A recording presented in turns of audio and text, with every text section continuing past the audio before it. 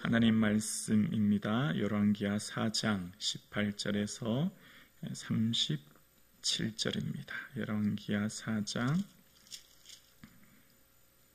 18절에서 37절입니다. 이 말씀은 살아계신 하나님의 말씀입니다. 오늘 우리에게 주신 하나님의 말씀을 함께 고백드리겠습니다. 그 아이가 자라매 하루는 주수꾼들에게 나아가서 그의 아버지에게 이르렀더니 그의 아버지에게 이르되 내 머리야 내 머리야 하는지라. 그의 아버지가 사환에게 말하여 그의 어머니에게로 데려가라 하매 곧 그의 어머니에게로 데려갔더니 낮까지 어머니의 무릎에 앉아있다가 죽은지라. 그의 어머니가 올라가서 아이를 하나님의 사람의 침상 위에 두고 문을 닫고 나와 그 남편을 불러 이르되 청하건대 사흔 한 명과 나귀 한 마리를 내게로 보내소서. 내가 하나님의 사람에게 달려갔다가 돌아오리다 하니 그 남편이 이르되 초하루도 아니요 안식일도 아니거늘 그대가 오늘 어찌하여 그대에게 나아가고자 하느냐 하는지라. 여인이 이르되 평안을 비나이다 하니라. 이에 나귀의 안장을 지우고 자기 사원에게 이르되 몰고 가라. 내가 말하지 아니하거든 나를 위하여 달려가기를 멈추지 말라 하고 드디어 갈멜산으로 가서 하나님의 사람에게로 나아가니라. 하나님의 사람이 멀리서 그를 보고 자기 사원 게하시에게 이르되 저기 수님 여인이 있도다. 너는 달려가서 그를 맞아 이르기를 너는 평안하냐 내 남편이 평안하냐 아이가 평안하냐 하라 하였더니 여인이 대답하되 평안하다 하고 산에 이르러 하나님의 사람에게 나아가서 그의 발을 앉는지라. 게하시가 가까이 와서 그를 물리치고자 하매 하나님의 사람이 이르되 가만두라. 그의 영혼이 괴로워하지만은 여호와께서 내게 숨기시고 이르지 아니하셨도다 하니라. 여인이 이르되 내가 내 주께 아들을 구하더이까 나를 속이지 말라고 내가 말하지 아니하더이까 하니 엘리사가 게하시에게 이르되 내 허리를 묶고 내 지팡이를 손에 들고 가라. 사람을 만나거든 인사하지 말며 사람이 내게 인사할지라도 대답하지 말고 내 지팡이를 그 아이의 얼굴에 놓으라 하는지라. 아이가 어머니가 이르되 여호와께서 살아계심과 당신의 영혼이 살아계심을 두고 맹세하노니 내가 당신을 떠나지 아니하리다. 엘리사가 이에 일어나 여인을 따라가니라. 게하시가 그들보다 앞서 가서 지팡이를 그 아이의 얼굴에 놓았으나 소리도 없고 듣지도 아니하는지라. 돌아와서 엘리사를 맞아 그에게 말하여 아이가 깨지 아니하였나이다 하니라. 엘리사가 집에 들어가 보니 아이가 죽었는데 자기의 침상에 눕혔는지라. 들어가서 문을 닫으니 두 사람뿐이라. 엘리사가 여호와께 기도하고 아이 위에 올라 엎드려 자기 입을 그 입에 자기 눈을 그의 눈에 자기 손을 그의 손에 대고 그의 몸에 엎드리니 아이가 살이 차차 따뜻하더라. 엘리사가 내려와 집 안에서 한 번 이리저리 다니고 다시 이 위에 올라 엎드리니 아이가 7번 재채기하고 눈을 뜨는지라. 엘리사가 게하시를 불러 저 수냄 여인을 불러오라 하니 곧 부름에 여인이 들어가니 엘리사가 이르되 내 아들을 데리고 가라 하니라. 여인이 들어가서 엘리사의 발 앞에 땅에 엎드려 절하고 아이를 안고 나가니라. 아멘. 인생의 위기 앞에 어떻게 할 것인가 라고 하는 것이 오늘의 본문의 내용입니다. 고난은 특별한 은혜입니다. 그런데 고난은 그 고난 자체는 큰 아픔이요 눈물이요 고통입니다. 고난 자체는 그것으로 인해 우리의 삶을 참으로 고통스럽게 합니다. 그런데 그 고난이 지난 후 우리는 비로소 알게 됩니다. 하나님의 은혜임을 이후는 깨닫게 되죠. 오늘 본문이 그것을 말하고 있습니다. 선물 같은 아이가 죽게 되는 상황을 맞게 됩니다. 어느덧 아이가 자라서 추수 때에 아이가 머리가 아프다고 하자 아버지는 어머니에게 보내게 되고 낮까지 있던 아이가 그만 죽고 맙니다. 어머니의 마음이 얼마나 괴롭고 고통스럽겠습니까? 특별히 이 수넴 여인은 엘리사를 세심하게 배려한 극진히 대접했던 가정, 믿음의 가정이었습니다. 주의 종을 최선을 다해 섬겼던 가정입니다.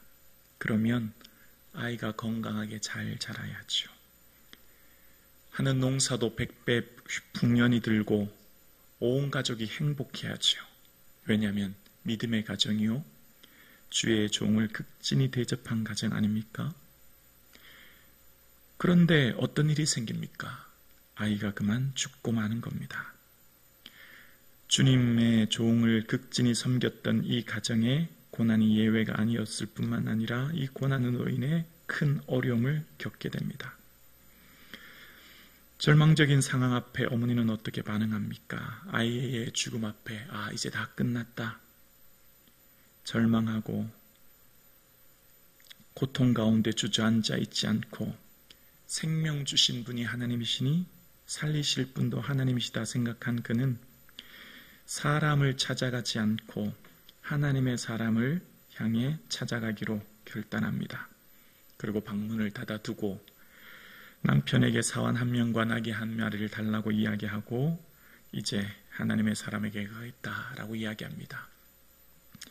남편은 초하루도 아니고 안식일도 아닌데 어떻게 가고자 하느냐 만류하지만 평안이다, 평안입니다. 그렇게 얘기합니다. 걱정하지 마세요. 잘 될 것입니다. 아마 이 아이의 죽음을 남편에게 제대로 잘 알리지 않은 것 같아요. 그리고 급히 이제 하나님의 사람을 향해 찾아갑니다. 수넴에서 갈멜까지 거리는 40km 하루길이라고 합니다. 그는 열심히 달려갑니다. 하나님의 사람이 갈멜산에 있다고 하는 것 여인이 어떻게 알았을까요? 아마 평소에 하나님의 사람인 엘리사와 깊은 교제를 맺고 있었을 것으로 보입니다.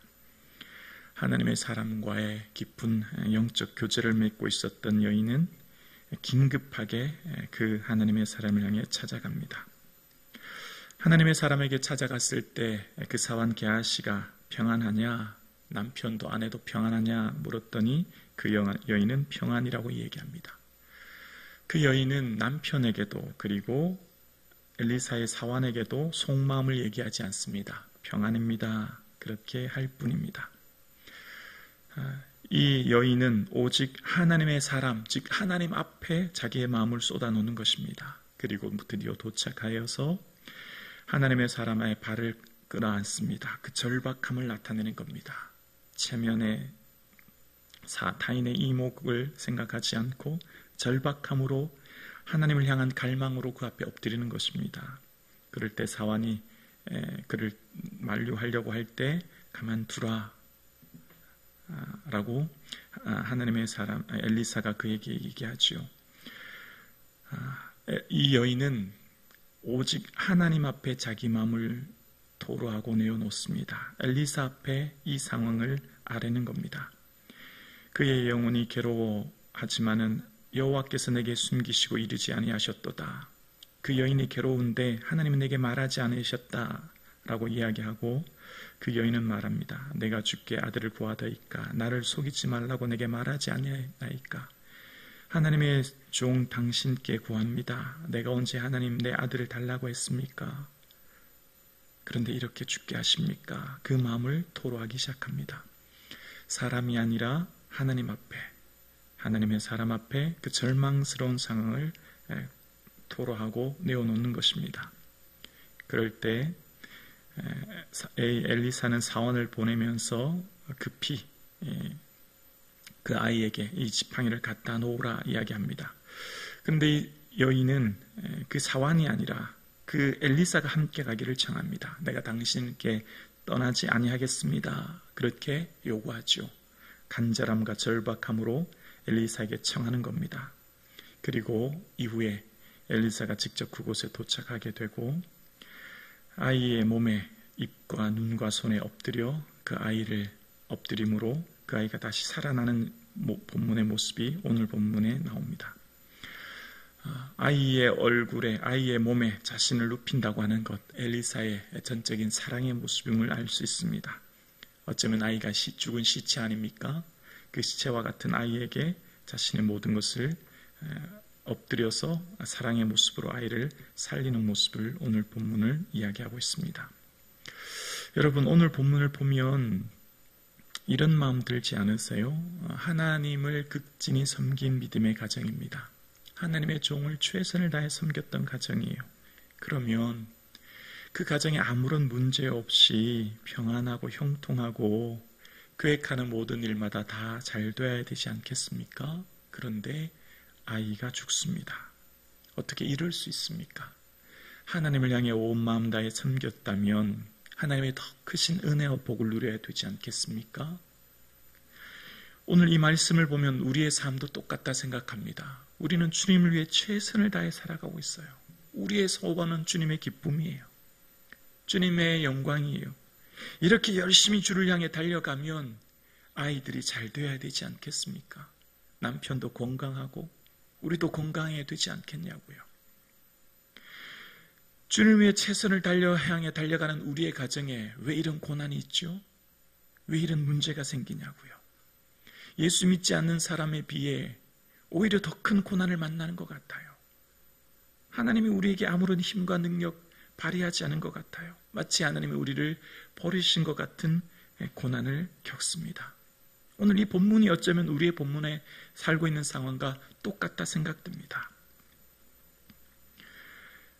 여러분, 그런데 오늘 본문을 통해서 알게 됩니다. 여인은 고난의 상황 가운데 하나님 앞에 나아가 전심으로 주의 은혜를 구하게 되고 주의 특별한 은혜를 그는 경험했다고 하는 것을 오늘 본문은 이야기합니다. 성도에게 고난은 특별한 은혜입니다. 고난은 그 자체로는 고통이 아니에요. 그 자체로는 아픔이요 눈물입니다. 그런데 그 고난의 긴 터널을 지나고 나오고 보면 그것이 비로소 하나님의 은혜라고 하는 것을 깨닫게 되는 거예요. 그 고난은 하나님의 특별한 선택으로 주시는 선물이었어요. 이해가 되지 않으시죠? 그게 왜 선물이고 그것이 왜 선택이냐고요. 저도 2년 전에 직장암 수술을 할 때 참 마음이 힘들었습니다. 염려도 됐습니다. 만약 제가 떠나면 이 남겨진 아이들과 아내는 어떻게 하나. 또 수술 후의 과정은 참 힘들었습니다. 정말 어렵고 힘들더라고요. 그런데 지나고 나서 알게 되었습니다. 그것을 통해 하나님 주신 은혜가 무엇인지를. 고난을 겪고 난 사람만이 알게 되는 은혜가 있어요. 그 고난을 겪고 난 전과 후에 하나님을 아는 깊이와 넓이는 달라지는 겁니다. 귀로 듣던 하나님을 눈으로 온전히 보게 되는 거예요. 그것은 그 사람만이 알게 되는 특별한 은혜가 있는 겁니다. 말로 형용할 수 없는 특별한 은혜를 경험하게 되는 겁니다. 그래서 이 고난을 통해 알게 되는 것이 있습니다. 고난은 아무에게나 허락하는 것이 아닙니다. 고난은 그 사람에게만 베풀어 주시는 하나님의 긍휼이에요. 하나님의 선물이에요. 그래서 그것을 통해서 주시는 세상이 감당치 못할 믿음을 얻게 되어지고 그 긴 터널을 통과한 후에야 비로소 하나님의 은혜를 간증하게 되는 겁니다. 오늘 함께 예배드리시는 사랑하는 성도님, 내가 주를 향해 이렇게 열심히 헌신하고 섬기는데 왜 우리 가정에, 우리 인생에, 나의 삶에 이 큰 고난으로 인해 내 삶을 고통스럽게 하시나 절망스러운 가운데 이 예배를 드리시는 성도님 안 계십니까? 그러나 분명한 것이 있습니다. 저는 경험하였고 간증할 수 있습니다. 오늘 여러분이 겪고 있는 그 고난으로 인하여 하나님은 쓰러뜨리고 절망하여 넘어뜨리게 하시는 것이 아니라 그 긴 고난의 세월을 통과한 후에야 비로소 알게 되는 하나님의 신비와 은혜를 우리는 맛보아 알게 될 줄로 믿습니다. 하나님은 우리를 사랑하십니다. 하나님은 우리의 아버지 되십니다. 오늘 이곳으로 이 고난으로 인해서 지금은 염려되고 근심되고 절망될지도 모르나 조금만 더 인내한 후에 하나님의 그 큰 은혜를 우리는 반드시 고백하게 될 줄로 믿습니다.